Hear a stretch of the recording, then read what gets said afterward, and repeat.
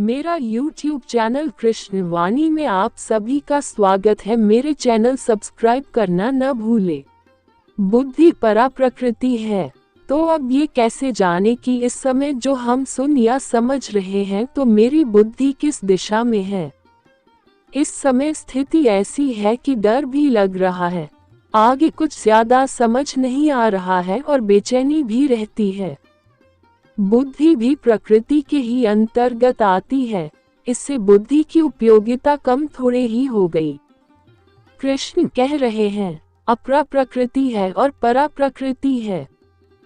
फिर आप चौंक जाते हैं जब वो इन्हीं दोनों प्रकृतियों में बुद्धि को भी, अहंकार को भी शामिल कर लेते हैं, क्योंकि आमतौर पर हमारा मानना ये होता है कि हम तो प्रकृति से कुछ आगे के हैं, अपने आप को पुरुष कहलाना चाहते हैं।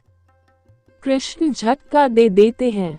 वो कहते हैं, नहीं साहब, जैसे नदी, पेड़, पानी, जड़ चेतन सब जीव हैं, वैसे ही दुनिया में हर जगह भौतिक खेल ही चल रहा है, रसायनों की ही क्रिया प्रतिक्रिया मात्र है। उसी तरीके से बुद्धि भी है। ये तो आप सोच ही न ले कि बुद्धि चैतन्य है, बुद्धि भी जड़ पदार्थों का एक रूप ही है बस। अब ये बात अहंकार को बड़ी चोट देती है, क्योंकि आदमी अपनी बुद्धि के साथ बड़ा तादात्म्य रखता है। बुद्धिमान कहलाना गौरव की बात होती है न। किसी को बोल दो कि तुम बदसूरत हो और किसी को तुम बोल दो कि तुम बेवकूफ हो, ज्यादा बुरा कौन मानता है?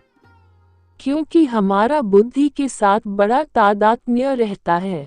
ये तो यही है कि तुम किसी को बोल दो कि तुम बेईमान हो, उसको थोड़ा बुरा लगेगा, और किसी को बोल दो कि बेवकूफ हो तो उसको ज्यादा बुरा लगेगा, क्योंकि बुद्धि के साथ हमारा बड़ा गौरव जुड़ा है, ईमान के साथ कहाँ उतना। अक्लमंद होना बड़ी बात होती है। कृष्ण सीधे अक्लमंदी पर ही प्रहार कर रहे हैं। वो कह रहे हैं कि यह जो तुम्हारी अक्ल है, ये भी प्रकृति के 3 गुणों का ही खेल है। तभी तो देखते नहीं हो कि क्या खाते हो, क्या पीते हो, किस माहौल में मौजूद हो, दिन है कि रात है, और कैसी संगति है। इससे तुम्हारी अक्ल बुद्धि बिल्कुल ही फिर जाती है। तुम्हें दिखाई नहीं दे रहा कि तुम शराब पी लेते हो, और शराब क्या है? रसायन ही तो है न, इथाइल अल्कोहल है, और क्या है?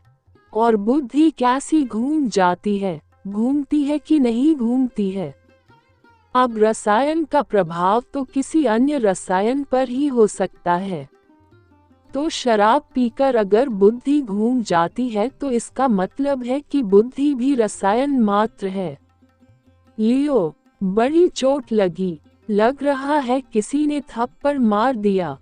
हम तो सोचते थे कि बुद्धि कुछ रोशनी की तरह है, प्रकाश की तरह है, ईश्वर का अनुपम उपहार है मनुष्य को, जो किसी और जीव को मिली नहीं है। जानवरों को हम नीची नजर से देखते थे, कहते थे कि इनमें बुद्धि नहीं है, अक्ल नहीं है। और अब हमें पता चल रहा है कि हमारी भी ये जो बुद्धि है, ये कुछ और नहीं है, खाए पिए का खेल है सारा, 3 गुणों का संयोग भर है।